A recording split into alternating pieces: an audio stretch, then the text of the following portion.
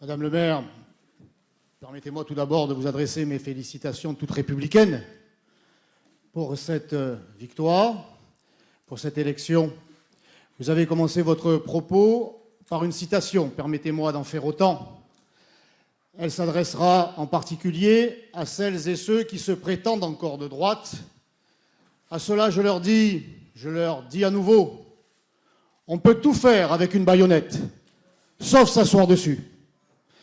25 ans que cette ville a été dirigée par une équipe arrogante, méprisante, et qui aura présenté un bilan aux Marseillais en 2020 catastrophique en tout point.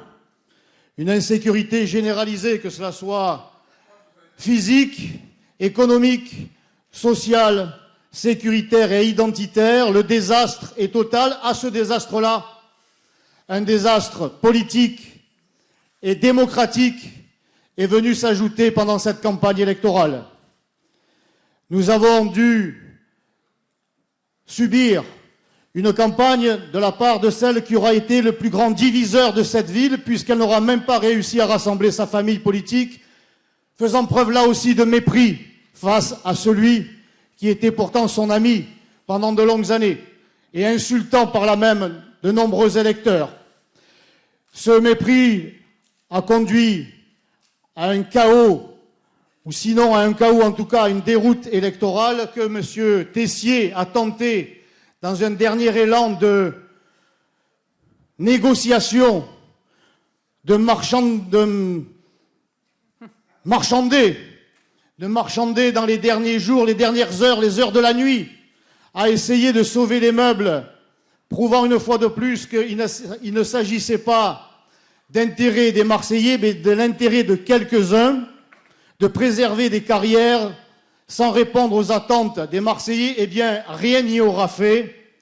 Le chaos politique est total, le chaos moral, puisque dans cette élection, cette campagne aura été entachée d'irrégularités les plus condamnables, les plus répugnantes, puisque l'on n'a pas hésité, dans le camp de la droite, d'aller chercher des procurations dans les EHPAD auprès de personnes atteintes de la maladie d'Alzheimer. On aura touché le fond chez les amis de Mme Vassal et donc de M. Tessier pendant cette campagne électorale. Il n'est pas étonnant que l'on touche le fond en matière politique.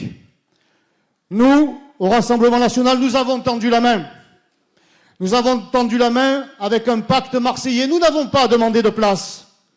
Je n'ai pas demandé de place de premier adjoint ou de président d'Euroméditerranée. Je n'ai pas demandé de délégation. J'ai demandé que l'on s'occupe des Marseillais.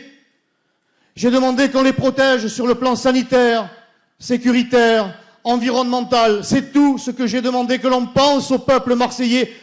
Tout ça a été balayé d'un revers de main idéologique, dogmatique et sectaire de la part d'une droite qui n'en finit pas de sombrer. Alors aujourd'hui, Madame Rubirola, Madame le maire, vous êtes élue. Il n'y a rien à contester. Le choix a été finalement fait après de longues tractations avec Madame Galli, qui aura sans doute monnayé chèrement ces 9 voix.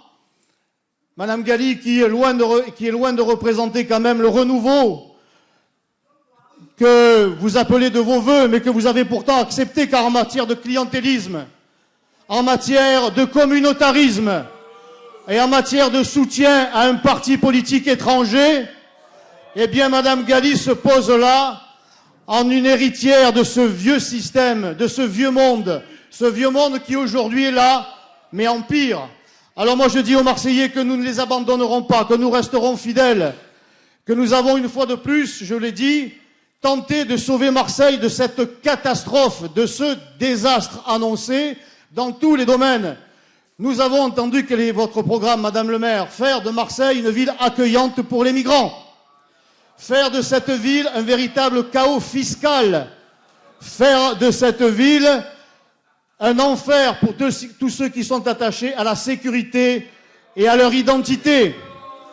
Mais nous resterons là, nous continuerons notre combat, et je tends la main à tous les hommes et à toutes les femmes de bonne volonté car je le rappelle, et ce sera ma conclusion et ma citation, la vie commence toujours demain.